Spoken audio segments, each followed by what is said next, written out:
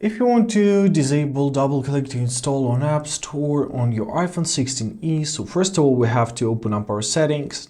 Now let's scroll down to our screen time option. There it is.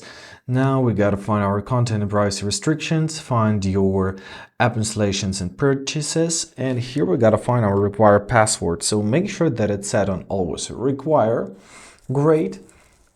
Now let's go back and then we gotta open up our Face ID and passcode option. Let's open it up. Let's enter our passcode.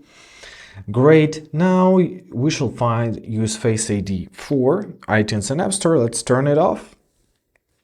Great. Now let's try it out. And if we're gonna open up our App Store and try to use for any application, for example, YouTube, and if we're gonna try and install it, we'll have to use our Apple account password. And basically that's it. I hope this video was helpful. Thank you so much for watching. Have a great day and please consider subscribing to our channel.